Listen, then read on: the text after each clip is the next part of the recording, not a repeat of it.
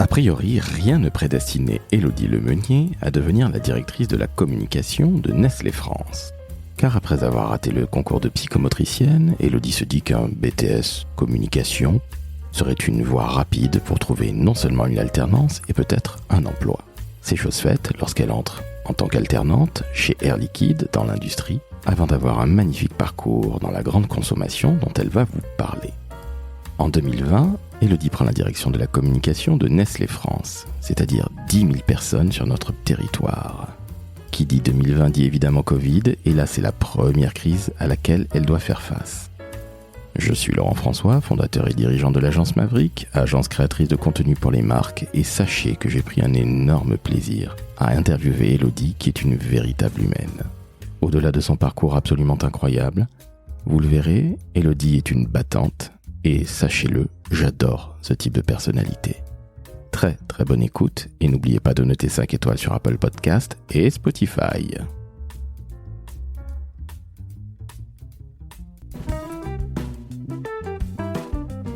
Le décodeur de la communication, un podcast de l'agence Maverick.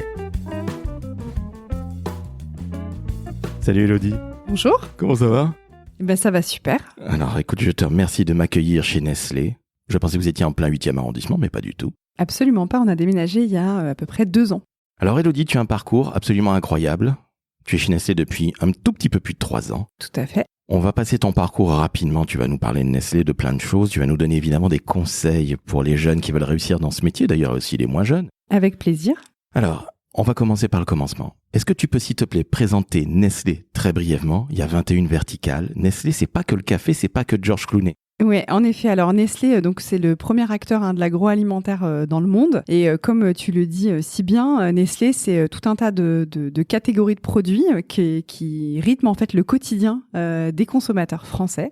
Donc c'est du café comme Nescafé, Nestlé Dolce Gusto, comme Starbucks aussi, by Nestlé. C'est aussi Nespresso. Ça, on le sait un petit peu moins. What else ? What else, exactement. C'est aussi en fait de la nutrition infantile, comme les laits infantiles Gigose. On a aussi de l'eau, comme Perrier, San Pellegrino, Vittel. C'est aussi du chocolat.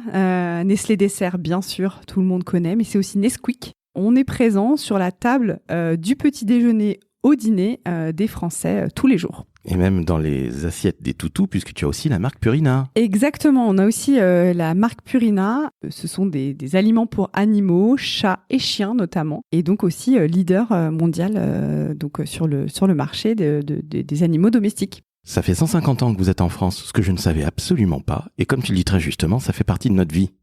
Moi, je suis Crunch, je ne te le cache pas. Ah, Crunch, oui. C'est comme ça que tu m'as approché d'ailleurs. Exactement.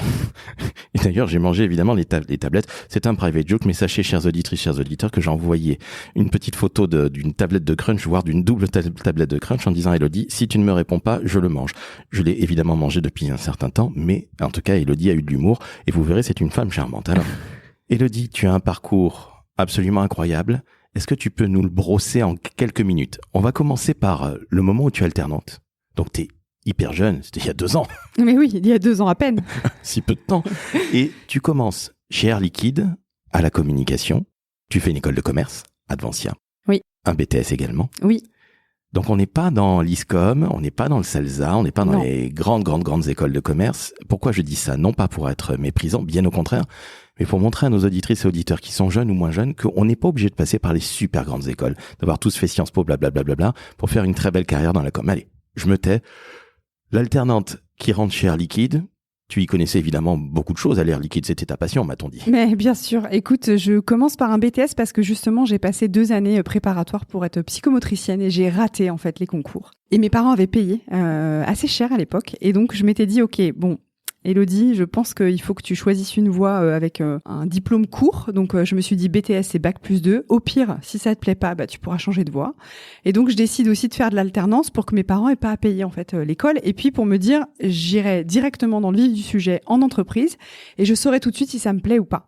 Et donc, j'atterris chez Air Liquide. Je t'avoue qu'au début, dans ma classe, tout le monde bossait chez Dior, France 2. Et je me suis dit, ok, moi je suis dans le secteur industriel, des gaz industriels et médicaux, c'est un peu moins sexy. Mais en fait, figure-toi que je me suis vraiment éclatée dans cette boîte parce que justement, la communication n'était pas le cœur de métier de l'entreprise. Et donc, j'étais dans une direction qui était particulièrement créative, avec plein de choses, plein d'événements pour les riverains qui étaient proches de nos usines, des clients aussi, des événements clients, des rédactions de plaquettes industrielles, etc. Et donc, je me suis retrouvée en fait confrontée à un milieu que je connaissais absolument pas et des profils de collaborateurs, donc de collègues avec lesquels je travaillais au quotidien, qui n'étaient absolument pas dans mon domaine. Donc, des gens qui n'ont rien à voir avec toi, qui sont des ingénieurs. C'est carré. Exactement, des ingénieurs carrés, il fallait vulgariser, comprendre ce qu'ils disaient, donc c'était un vrai challenge et à la fois très enrichissant. Et c'est vrai que tout au long de ma carrière, j'ai beaucoup apprécié de travailler avec des gens qui avaient des profils différents du mien parce que je trouve que c'est encore plus enrichissant d'observer, de voir comment les gens fonctionnent. Donc voilà, donc Air Liquide, et en fait j'y ai passé 4 années en alternance. Et ensuite, j'ai eu un CDD de 18 mois. Donc en fait, sur le papier de mon CV, j'avais presque 6 années chez Air Liquide, donc quand même une grosse entreprise industrielle française. Je le rappelle juste un instant, Air Liquide, c'est un vrai fleuron de notre économie française, hein, sachez-le. Tout à fait. C'est pas Christian Dior, c'est pas LVMH. Comme tu le disais, dans ta classe, on était plutôt attirés par ces grandes marques. Et il y a beaucoup d'auditrices et auditeurs du décodeur qui se disent « Oh là là, même j'ai envie de bosser dans les grandes marques ». L'industrie, sincèrement, c'est un secteur à découvrir, c'est un secteur que j'adore personnellement. Et Air Liquide, c'est la classe. Pardon pour cette longue parenthèse, mais en plus, toi, tu y as fait une super rencontre. Tout à fait. Oui, tout à fait. J'ai rencontré mon mari là-bas, pour l'anecdote. Et en fait, c'est vrai que moi, j'ai particulièrement apprécié l'industrie parce que, encore une fois, un secteur très enrichissant avec des profils très, très différents. Et puis, voilà, un certain nombre d'usines en France. Donc, aller rencontrer les directeurs d'usines, les accompagner pour leur permettre de prendre la parole auprès des riverains, faire des exercices sécurité, travailler avec la presse au niveau local. Donc voilà, donc j'ai vraiment développé des compétences importantes en presque 6 années. Et puis quand je suis sortie en fait de ce CDD, donc j'étais fraîchement diplômée depuis 18 mois quand même. En fait, ça a fait vraiment la différence quand j'ai approché les entreprises, puisque comme j'y avais passé presque 6 années, j'avais pu développer des compétences et prendre des projets de plus en plus importants. Et ça a fait une vraie différence pour trouver mon premier emploi chez Bacardi Martini. Je suis rentrée en tant que chargée de communication et ensuite, au bout de 3 ans, je suis passée responsable communication. J'ai travaillé sur un sujet qui était nouveau pour moi, qui est la responsabilité sociétale d'entreprise, qui, pour un acteur dans les spiritueux, est très lié à la promotion d'une consommation responsable. Évidemment. Pareil, des usines en France, donc un acteur aussi français qui développe le tissu économique local. Donc pour moi, c'était aussi quelque chose d'assez important. Et quand même entreprise à taille humaine, une filiale française voilà, avec à peu près 450 personnes. Et donc, c'est là où j'apprends tout. C'est là où j'apprends tout et j'apprends la rigueur, l'efficacité, le jusqu'au boutisme avec notamment ma responsable pendant 7 années. Et vraiment, ça a été un gros coup de cœur et ça a été ma première vraie entreprise, on va dire, et dans laquelle je me suis vraiment épanouie. En plus, tu y apprends le management puisqu'à un moment, tu as 2-3 personnes sous ta coupe. Ouais, tout à fait. J'ai 2-3 personnes et j'ai notamment des gens avec des profils très différents aussi. Des personnes qui sont dans l'entreprise depuis très longtemps. Donc moi, j'ai à peu près 27 ans. Je dois manager des personnes qui ont une 50aine d'années. Permets-moi de te couper. Comment tu fais ? Ça aurait pu être tes parents et tu arrives, tu manages des gens qui sont là depuis toujours. Oui. Comment ça se passe concrètement ? Écoute, ça a été un peu difficile au début. Après, j'ai vite appris et tout au long de ma carrière, ça m'a suivi à identifier les drivers, je sais pas le traduire en français, pardon. Ce qui motive les gens, en fait. Exactement. Ce qui motive les gens parce que on a tous des profils différents où on peut être motivé par de la reconnaissance, par l'argent, par du challenge, etc. Et donc, j'ai essayé de savoir où étaient les drivers de ces personnes, de cette personne en l'occurrence. Et puis, pour moi, ce qui est le plus important, c'est la considération et le respect et de donner du sens aux gens. Très tôt, je me suis rendu compte que donner une tâche à quelqu'un, c'est bien, mais en fait, lui donner toute l'étendue en fait du projet sur lequel elle va contribuer peut-être à voilà un dixième, mais ce dixième, il est crucial en fait pour ce projet et donner du sens et de l'importance aux gens, en fait, les considérer aussi et prendre le temps nécessaire pour échanger avec eux et comprendre un peu quelles sont leurs attentes et leurs aspirations. Donc pas toujours évident, des claquages de porte de temps en temps, mais voilà, je m'en souviens avec avec une certaine nostalgie et tendresse aussi envers aussi cette personne que j'ai tenté en tout cas de considérer et d'essayer de développer autant que je pouvais. Tu ne t'es pas pris en pleine tête, tu parlais de claquage de porte, tu t'es pas pris le fait que, et dis non, tu vas pas me parler comme ça, tu pourrais être ma fille et tout ça, tu as pas eu ce genre de choses-là? Non, j'ai pas eu parce que je crois que j'ai jamais manqué de respect en fait aux gens. Donc j'ai pas eu ce genre de réflexion. En revanche, quand j'ai dû faire du feedback, j'ai essayé de le faire à chaque fois de manière hyper constructive. Enfin, j'avais que 27 ans, hein, donc je pense que j'ai certainement fait des erreurs, hein, bien sûr, hein, mais j'ai essayé d'être constructive à chaque fois. Je pense qu'il y a des fois où j'ai fui aussi, hein. Enfin, honnêtement, j'ai fui parce que je savais pas le faire. Donc peut-être qu'il y a des feedbacks que j'ai pas fait directement et j'ai appris à le faire ensuite. En ayant des équipes plus importantes et en prenant aussi un peu de la bouteille, sans jeu de mots. Mais voilà, donc non, je me suis pas pris ce genre de réflexion-là. Ok, donc ça c'est plutôt une très bonne chose parce que je pense qu'il va y avoir des auditeurs, des auditrices ou des gens qui nous écoutent qui vont être confrontés à ça un jour ou l'autre. Et je pense qu'une expérience managériale, ça ne s'apprend pas à l'école. Dans quelque école que ce soit, tu as beau faire la plus belle école du monde, on t'apprend jamais à manager et tu donnes des clés, le respect. Ouais. Expliquer. Donner les enjeux. De fait, donner du sens. Je pense que déjà, quand tu la joues comme ça et non pas comme un petit dictateur ou un chef faillant, ce qui est de pire, là, tu fais avancer les schmilblick très très vite et bien mieux, même si évidemment, il peut y avoir quelques claquages de porte. Oui. Et après, moi, il y a deux choses aussi pour moi qui sont importantes. La première, c'est ne jamais faire à quelqu'un ce qu'on n'a pas envie qu'on nous fasse. Pour moi, ça a toujours été très important de me mettre à la place des gens pour essayer de comprendre en fait et de mettre dans leur pompe en fait pour ne pas leur faire ce que moi j'aimerais pas qu'on me fasse en fait. La deuxième, c'est pour moi c'est très important de prendre du plaisir en fait. Prendre du plaisir dans son boulot, se marrer, que ça soit toujours un peu jovial, même si les sujets sont parfois difficiles. Voilà, pour moi, c'est important de rire au quotidien parce qu'on passe énormément de temps au travail et que moi, c'est la manière dont je considère les choses. On fait le plus beau métier du monde, nous le savons tous, toi et moi. Parfois, on rigole pas trop parce qu'on a beaucoup de boulot et puis tout s'enchaîne. Il y a parfois des crises. Mais n'oublions jamais de rire.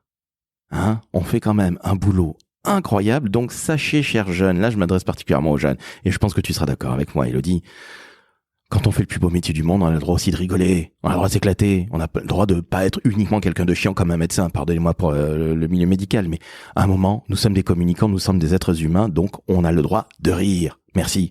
Ça ne vous rend pas moins crédible. Tu es d'accord ? Ah je suis complètement d'accord. Moi, je sais que c'est quelque chose qui me motive au quotidien. Et voilà, à chaque fois, je dis à mes équipes, voilà, pour moi, prendre du plaisir, rire, c'est très important. Et voilà, je suis pas quelqu'un qui se prend au sérieux. Pour moi, c'est quelque chose qui est pas, voilà, c'est pas compatible avec ma manière de voir les choses. Pour autant, je travaille avec beaucoup de sérieux et je suis très rigoureuse. Ça fait partie de notre job. J'ai envie de dire que quelqu'un qui n'est pas rigoureux dans la communication, c'est pas quelqu'un qui sort tous les soirs, qui se défonce, qui boit un peu trop de Bacardi ou je ne sais quoi aux caisses. Non, on est au boulot et on bosse. On rigole certes, mais attention, ne l'oublions pas, c'est quand même un boulot où il y a des enjeux. On fait un fast-forward. Tu passes par Elior. Oui. Donc la resto collective. Oui. Tu y rencontres Fred Fougera. Tout à fait. Un homme qu'on salue. Oui, tout à fait. Et d'ailleurs, c'est drôle parce que Frédéric, en fait, est arrivé, moi, ça faisait 8 mois peut-être que j'étais chez Elior. Et en fait, j'ai pas travaillé longtemps avec lui parce que j'ai été ensuite appelée pour un autre job, mais le peu que j'ai travaillé avec lui, j'ai énormément appris. J'ai énormément appris parce qu'il a beaucoup donné tout de suite et aussi parce que moi, c'est une des choses que je donne beaucoup en conseil à mes collaborateurs, c'est de leur dire observez. Regardez, observez. On n'apprend pas que en faisant, même si l'expérience critical, elle est très importante et faire des choses, ça apprend beaucoup. Mais observer les gens aussi, pour moi, c'est une des manières les plus importantes pour moi d'apprendre en fait. Et j'ai beaucoup observé en fait Frédéric, la manière dont il fonctionnait. Et en très peu de temps, j'estime avoir appris beaucoup de choses de lui en fait. Eh ben alors on le salue, on le remercie, on salue également Agathe et toute son équipe, des cogiteurs. Alors là on passe à autre chose. On reste toujours dans la grande consommation. Oui. Tu arrives chez PepsiCo. Exactement. En fait, donc je suis en job chez Elior et PepsiCo m'appelle. Pour l'anecdote, je suis enceinte de 6 mois. Il me propose un entretien téléphonique. Et quelques temps après, ils me proposent de me rencontrer. Sur le coup, je leur dis pas que je suis enceinte parce que je me dis c'est un premier échange, j'ai pas besoin, on verra quand je les rencontrerai. Ils me proposent un deuxième échange physique. Et là, je leur dis, écoutez, il faut que je vous dise, je suis enceinte de 6 mois. Ils me disent, pas de problème, on vous reçoit. Donc, je passe l'entretien, ça se passe plutôt très très bien. Et puis, je passe les étapes au fur et à mesure. Ils ont fini par m'embaucher. J'ai signé ma promesse d'embauche en juillet.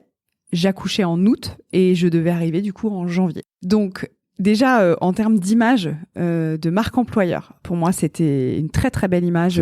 Je me dis, ça n'arrive pas tous les jours, en fait, qu'une entreprise vous embauche enceinte. Par ailleurs, à l'époque, c'était une femme qui était à la tête de PepsiCo Monde, Indra Nooyi, indienne. Pour moi, ça coche des cases très fortes, très importantes, très engagées.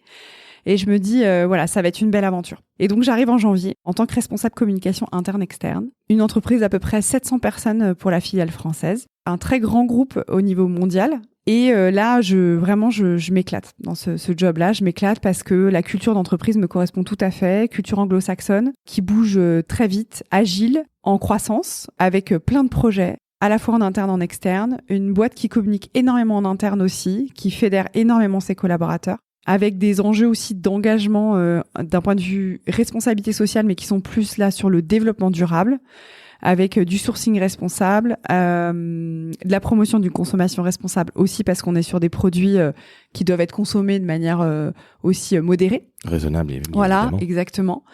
Et donc voilà, donc j'y passe 4 ans et vraiment, je m'éclate dans cette boîte. Et là, tu arrives dans une autre très très belle structure, celle où tu es DIRCOM aujourd'hui, directrice de la communication. Tu arrives en début 2020. Tout à fait. Et début 2020, que se passe-t-il ? Il y a le Covid. Mm-hmm. Et là, c'est la tuile. Tu arrives, je suis la DIRCOM. Il y a le Covid. Comment on fait ? Raconte-nous. Exactement. Donc, j'arrive chez Nestlé. Je suis un peu impressionnée par le step que je passe quand même, parce que je passe de responsable communication interne-externe à directrice de la communication de chez Nestlé France. Donc déjà, félicitations. Et puis aussi, c'est 10 000 personnes en France. Exactement, hein. exactement. Donc 15 fois plus que PepsiCo, même si ce sont 2 géants mondiaux de l'agroalimentaire. Exactement. Donc 10 000 collaborateurs. Donc mais j'ai envie d'y aller en fait. J'ai envie d'y aller, j'ai envie de relever le challenge. Pendant le process de recrutement, je rencontre des gens formidables. Vraiment, je rencontre des gens formidables qui me donnent vraiment envie d'aller dans cette boîte, de relever les défis, d'accompagner la communication, de développer la notoriété de l'entreprise, de prendre davantage la parole aussi sur les sujets de responsabilité sociale, parce que quand je suis arrivée, la grande frustration en interne particulièrement, c'est de ne pas communiquer suffisamment sur les enjeux de responsabilité sociale et les engagements et les actions que l'entreprise prend, parce que c'est une boîte qui fait énormément de choses d'un point de vue engagement, diversité, inclusion, mais aussi développement durable en fait, avec l'agriculture régénératrice notamment. Et en fait, j'arrive et tout de suite, je me rends compte que les collaborateurs en interne réclament à mieux connaître la feuille de route RSE de l'entreprise et veulent aussi voir l'entreprise en externe. C'est-à-dire que, et ça, c'est un enseignement important. Pour moi, la communication aujourd'hui interne, externe, la frontière, elle est de plus en plus mince. Elle n'existe plus même. Elle n'existe plus, exactement. Et en fait, les collaborateurs sont même parfois plus fiers de voir leur entreprise parler en externe que d'avoir des communications en interne. Ils sont beaucoup exposés en fait à l'image et la réputation de l'entreprise en externe, et c'est un sentiment aussi de fierté quand l'entreprise prend la parole et valorise ses engagements. Je suis tout à fait d'accord avec toi. Je pense qu'une bonne communication commence déjà par l'interne. Ça veut dire qu'il faut être fier de sa boîte, tout simplement. Exactement. Et Dieu sait si avec les générations jeunes, en même temps, toi et moi, on est des anciens jeunes, surtout moi, très hors taxe, si je puis dire. Ça a toujours été le cas, même il y a 25 ans quand j'ai commencé à bosser. Une boîte où tu bosses, où tu es super heureux de bosser parce que tu en es fier. Tout à fait. T'en parles autour de toi, hein. Et c'est clair, net et précis, et je comprends parfaitement. Puis aussi, tu as ton parcours de com interne que tu as toujours fait finalement. Oui, RSE interne. Ouais. Tu n'as jamais oublié ça. Donc, ça, c'est super bien. Tu arrives, tu te prends le Covid sur le coin de la figure, comme tout le monde partout. Bien sûr, hein, bien sûr. Et là, comment tu fais ? Parce que tu as cellule de crise sur cellule de crise, jour après jour. Comment ça se passe ? Écoute, ça m'a permis vraiment de me jeter dans le grand bain tout de suite. Ça a été vraiment un onboarding accéléré, hein, vraiment. Ça a été hyper instructif parce que c'est vrai qu'on a tous vécu le Covid, mais alors il y a certainement d'autres industries auxquelles c'est arrivé, mais pour l'industrie agroalimentaire, l'activité s'est poursuivie en fait. Évidemment. Et donc, du coup, il a fallu communiquer en interne. Donc, à l'époque, on avait une vingtaine de sites industriels en France. Donc, il a fallu, la première chose, c'était protéger nos collaborateurs qui continuaient d'opérer, en fait, et de produire pour nourrir la population française. Et donc, ça a été la première chose la plus importante. Et donc, on a mis en place, en fait, des comités de pilotage avec différentes fonctions de l'entreprise pour justement communiquer en interne, rassurer, protéger. Aussi créer du lien avec les collaborateurs qui étaient en télétravail chez eux. Enfin, c'était inédit pour tout le monde, mais il fallait continuer à animer cette communauté de collaborateurs, rassurer. Il y a des gens qui étaient seuls chez eux, donc il fallait aussi être là pour eux. Donc il y a eu énormément de choses qui ont été faites en interne. Et puis en externe, on a énormément, quand on s'appelle Nestlé, quand il y a le Covid qui arrive et que les usines continuent de tourner, on a énormément de journalistes qui nous ont appelés pour nous demander « Alors, comment vous faites ?» Et donc c'était encore une fois inédit pour tout le monde, et donc il a fallu gérer cette situation de manière à la fois très rigoureuse en ayant ses enfants à la maison. Ok, mais comme tu viens d'arriver, tu n'as peut-être pas le même nombre de collaboratrices ou collaborateurs qui travaillent avec toi. Bref, ton équipe est peut-être pas aussi costaud qu'aujourd'hui, puisque c'est une vingtaine de personnes. Là encore une fois, comment tu fais ? Tu viens d'arriver, il y a le Covid, première mondiale, cellule de crise quotidienne. Ouais, c'était très compliqué parce que en effet, donc aujourd'hui j'ai une vingtaine de personnes, j'avais 5 personnes en moins. En plus de ça, j'arrive en janvier, en mars on est confiné, donc il a fallu aussi manager l'équipe à distance. Honnêtement, et ça je le dis sur ces 3 années, j'ai eu une équipe incroyable, vraiment incroyable. Dès le début, j'ai des gens qui m'ont accompagnée, une bienveillance qui s'est sentie particulièrement dans l'équipe, mais aussi à l'échelle de Nestlé France. Vraiment, les gens étaient compatissants, en fait, vis-à-vis de moi. J'ai eu beaucoup de mains tendues. Et franchement, j'ai eu vraiment cette équipe dont certains sont encore là. Et donc, ça a créé des liens très particuliers et très forts. Mais un esprit d'équipe, un esprit collectif. Et après, je pense que les collaborateurs qui étaient là se sont rendus compte de ma volonté de vouloir faire en sorte que tout se passe bien, dans un cadre positif, agréable, bienveillant. Et donc, les gens m'ont donné leur confiance, en fait. Et ça a été vraiment très, très appréciable. Et puis, en retour, moi, je leur ai donné la mienne aussi. Et donc, on a réussi à faire des choses incroyables avec, dans des conditions très particulières. Parce que vous ne vous connaissiez absolument pas. Non. Difficile quand on n'est pas près de la cafette de faire réellement connaissance, quand on se retrouve très vite à distance avec cette anxiogénéité, cette anxiété qu'on a avec cette maladie. Ouais. C'est quand même extrêmement fort. Et puis, Élodie, il faut qu'on en parle. On fait un fast-forward de 2 ans. Et là, tu te prends une autre crise. Ouais. C'est la crise des pizzas. Ouais. Disons-le très clairement. Mais on ne va pas en parler juridiquement parce que 1, ce n'est pas mon métier. 2, ce n'est pas l'occasion. Et 3, j'en ai pas envie. Par contre, nos auditrices et auditeurs ont remarqué que tu es une vraie femme humaine, une vraie humaine. Et ça, c'est très important. Comment tu as géré ça humainement ? Écoute, alors première chose, j'ai un équilibre familial très fort. Donc j'ai un mari qui est très très présent, qui a été très présent pendant cette période-là et globalement pendant les 3 années là que j'ai vécu chez Nestlé, parce que ça a été assez sportif, on va dire. Par ailleurs, la transition est bien amenée. Je fais beaucoup de sport et j'en ai eu vraiment besoin de partir courir, de faire du yoga, de méditer, pour aussi prendre le recul nécessaire et essayer d'avoir un corps sain dans un esprit sain. Par ailleurs, j'ai eu aussi, encore une fois, je leur ai dit vraiment plein de fois, mais quand on a une crise, il y a la gestion de la crise et puis il y a le ongoing. Il y a tout le quotidien, l'actualité qui continue en fait. Et donc moi, j'étais investie à 100% sur la crise et mon équipe a géré le ongoing de manière très professionnelle, de manière autonome.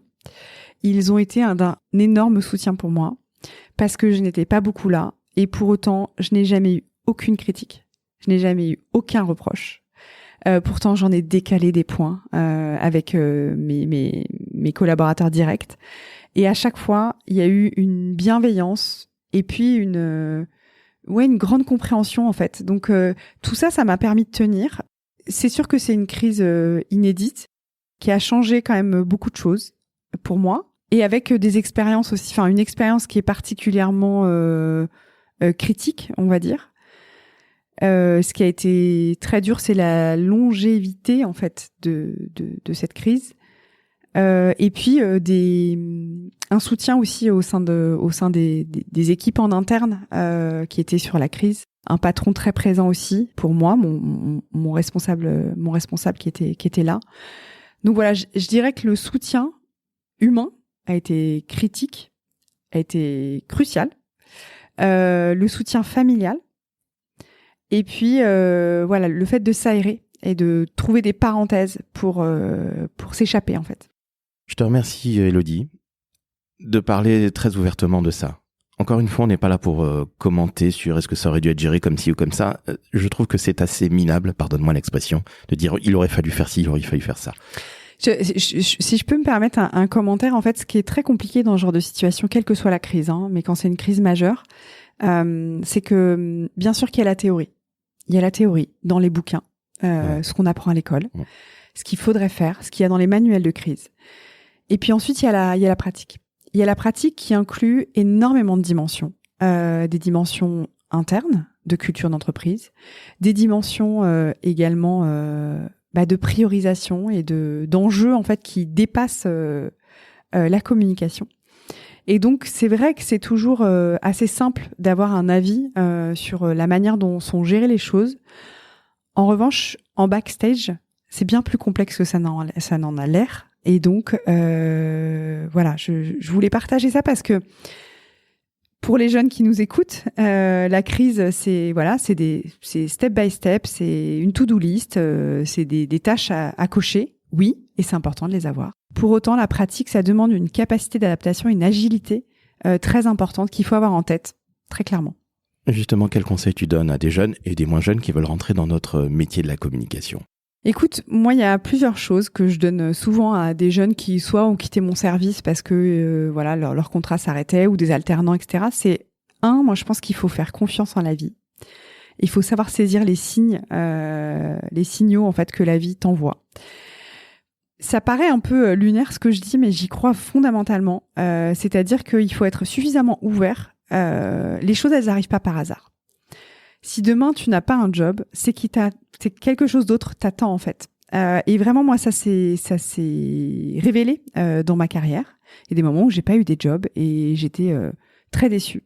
Et puis en fait il y avait autre chose qui se présentait à moi, qui m'a permis d'avoir ce parcours dont je suis particulièrement fière parce que je me destinais pas forcément à ce job-là en fait. Pas du tout, parce que tu voulais être psychomotricienne, rien à voir. Exactement. Et d'être suffisamment ouvert justement pour essayer de saisir des opportunités qui sur le papier ne plaisent pas en fait. Typiquement l'industrie, au début je me suis dit oh là là, mais en fait voilà, ça m'a appris énormément de choses.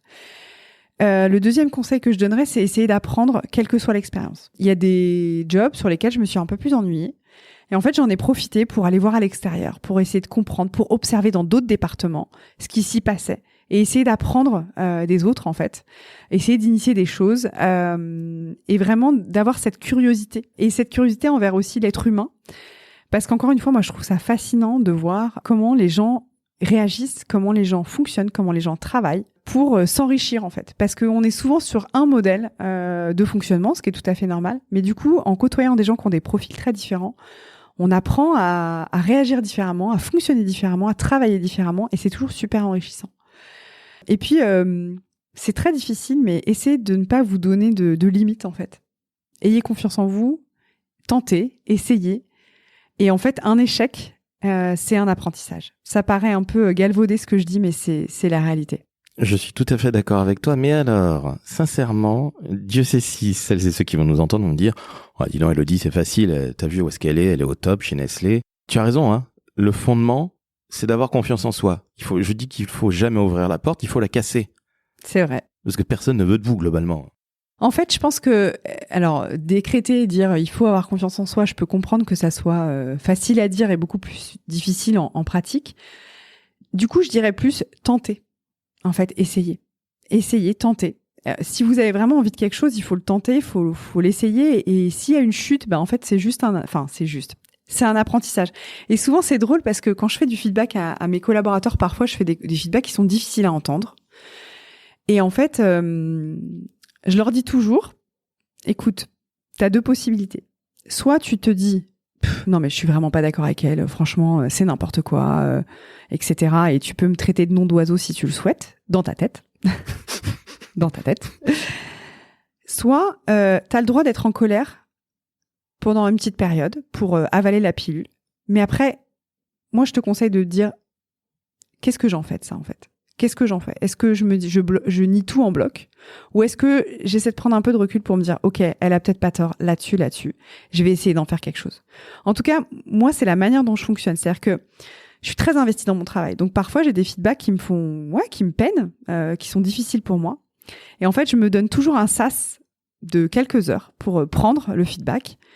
Et ensuite d'en faire quelque chose en me disant ok, qu'est-ce que je peux en faire de positif et de constructif pour moi, comment je peux faire en fait. Ça demande beaucoup de recul, mais honnêtement c'est toujours positif à la fin et très très apprenant en fait pour la personne. C'est extrêmement sage ce que tu dis là. J'aimerais avoir cette sagesse en tant que patron d'une structure, mais je crois que en effet tu as 100 fois raison. Il faut savoir prendre du recul. Faut apprécier de se faire retraiter nom d'oiseau, mais in petto, chez l'autre, parce qu'en vrai c'est un peu pénible, on va pas se mentir. Mais je loue ta sagesse et ça fait du bien. Alors tu fais du yoga, ceci explique certainement cela. Exactement. Ben voilà. Une dernière question. Qu'est-ce que tu kiffes le plus dans ton métier, Elodie? Écoute, ce que j'aime le plus, comme je te disais, c'est d'être au contact de gens très différents de moi.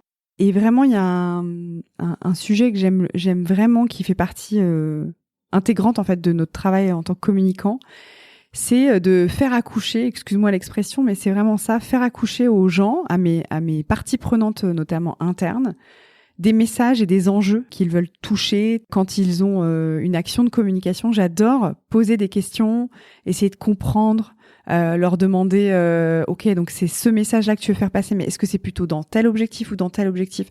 Enfin voilà, pour moi, faire accoucher les gens de leur enjeu, de leur projet, de leur message, c'est quelque chose qui me fascine, et les mettre en musique ensuite, quand on peut les mettre en musique, les mettre en forme, sous une forme quelle qu'elle soit, mais moi j'adore la mise en scène théâtrale en fait. Et ça m'est arrivé en fait dans certaines de mes entreprises de présenter en fait un peu comme des shows, présenter la stratégie de l'entreprise.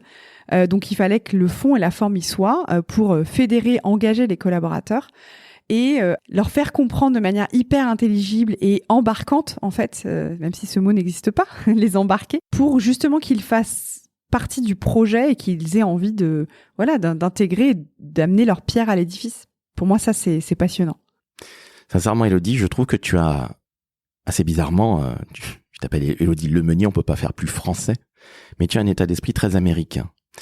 Ce que j'entends par américain, c'est ce que j'aime chez les Américains. Alors, j'ai pas vécu aux États-Unis, j'ai vécu à Londres. Bon, ils sont un petit peu différents, mais il y a un côté très pragmatique. Et je le sens chez toi. C'est que tu es 1, très humaine, 2, très pragmatique, et que 3, de fait, tu es à l'écoute. Tout cela va ensemble, et tu aimes les challenges, pour employer un terme américain. Et ce que je voudrais que nos auditrices et auditeurs comprennent, c'est que, encore une fois, on n'a pas besoin de sortir des plus grandes écoles pour être un super ou une super DIRCOM. 2, soyez tournés vers les gens. Parce que finalement, qu'est-ce que c'est que notre métier? Mercedes Serra, qu'on ne présente pas, me disait, mais moi je suis là pour comprendre les gens, leurs attitudes, leurs habitudes de consommation. Et Dieu sait si une grande marque comme toi qui fait partie de notre quotidien, du matin au soir, vous devez comprendre ce qui se passe dans l'assiette des gens. Et Dieu sait si les Français ont très très peur de ce qu'il y a dans leur assiette depuis une bonne quinzaine d'années. Donc je trouve ça fantastique. Et pour ça, je te remercie, parce que non seulement tu as un côté extrêmement humain, ça se voit, alors nos auditrices et auditeurs ne te verront pas, on verra une petite photo sur la vignette, mais sachez-le, c'est une vraie humaine que j'ai face à moi. On n'est pas face à une DIRCOM froide comme la mort, de toute façon sinon je l'aurais pas interviewé. Donc je te remercie, tu as été au top, je te remercie, tu reviens quand tu veux, c'est un ordre. Merci beaucoup, merci à toi pour le temps que tu m'as donné. Moi, je t'en prie, c'est toi qui m'as accordé beaucoup de temps. Alors, chères auditrices, chers auditeurs, vous venez d'entendre une femme formidable. Donc, vous savez ce que vous faites? 5 étoiles sur Apple Podcast, 6 étoiles sur Spotify. Ça n'existe pas, mais vous faites semblant. Vous inventez. Allez, un peu d'innovation. J'en perds mon latin, j'en bafouille. Et lui dit, je te remercie, je te fais une très grosse bise virtuelle. Merci à toi. Merci. Ciao, ciao.